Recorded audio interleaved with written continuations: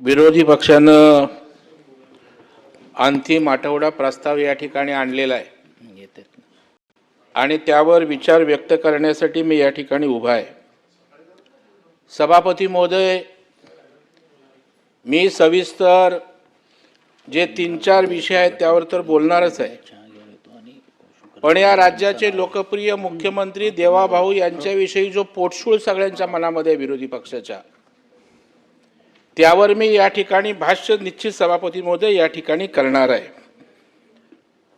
चांगल्याला चांगलं म्हणणं ही आपली महाराष्ट्राची संस्कृती, आपली परंपरा आहे, परंतु केवळ राजकीय विद्वेषातून आपल्याकडे काही मुद्दा नाही, आपल्याला काही मांडायला नाही आणि म्हणून एखाद्या गोष्टीचा त्या ठिकाणी बाऊ करायचा, सरकारला कटघऱ्यात त्या ठिकाणी पकडायचं आणि ज्या राज्याचे मुख्यमंत्री या देशात लोकप्रिय आहेत, जे या महाराष्ट्राच्या विकासासाठी खऱ्या अर्थानं त्या ठिकाणी प्रयत्न करतायत, प्रामाणिकपणे प्रयत्न करतायत, त्यांविषयी बोलतायत, त्याचा पर्दाफाश करण्याचा प्रयत्न मी करणार आहे।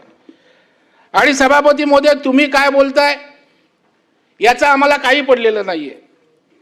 या महाराष्ट्रातल्या सर्वसामान्य जनतेला काय वाटतं हे आमच्यासाठी महत्त्वाचं आहे। तुम्ही तर विरोधी पक्ष म्हणून तुमचं काम आहे, तुमचं काम ते निभावण्याचा प्रयत्न त्या ठिकाणी करताय, तुम्हाला पटत नसलं तरी।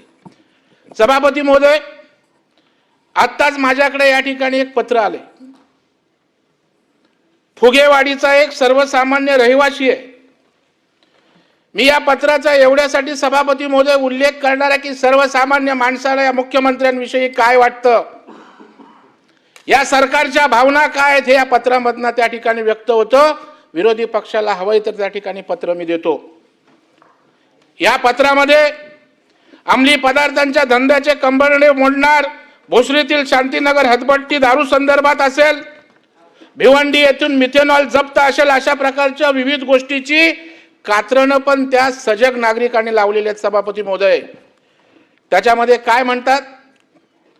माननीय आदरणीय देवाभाऊ, आपण कुशल प्रशासक, स्वच्छ प्रतिमा व नीतिमत्ता असलेले धुरंधर, मेहनती, महाराष्ट्रातील जनतेचं जीवनमान सुधारणारे एक महान राजकारणी आहात। कोण बोलतोय? सर्वसामान्य माणूस बोलतोय या महाराष्ट्रातला। आपण दुसऱ्यांदा महाराष्ट्राचे मुख्यमंत्री पद भूषवत आहात। दिवस रात्र या महाराष्ट्रासाठी कष्ट करणं एवढं एकच काम आपण त्या ठिकाणी करत आहात। ह्या संवेदना महाराष्ट्रातील आहेत। आपण मुंबईत प्रॉपर्टी घ्यायचं लांब राहिलं, मुंबईत स्वतःच्या मालकीचं घर देखील आपण घेतलं नाही, 4 व्हीलर गाडी देखील घेतली नाही। राज्यातला सर्वसामान्य माणूस सांगतोय, या वेदना आहेत, या संवेदना आहेत। सभापती महोदय, भारतीय जनता पक्षात राष्ट्रीय स्वयंसेवक संघाची शिस्त पाळून आपण प्रामाणिकपणे काम करताय। सर्व राजकीय पक्षाच्या नेत्यांशी अतिशय विनम्रपणे बोलून राजकारण करताय। तुमच्यावर कुणी कितीही टीका केली तरी तुम्हाला राग येत नाही, एक सहनशील असं आपण नेतृत्व आहात।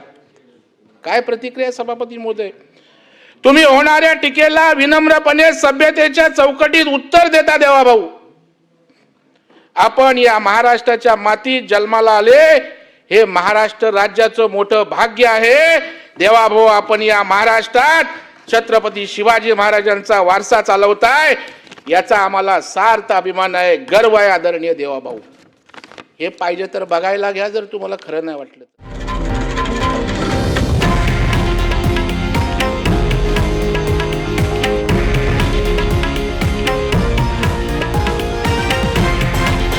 हे आहे देशातील नंबर 1 न्यूज नेटवर्क आणि आपण पाहत आहात TV9 मराठी, एकमेव।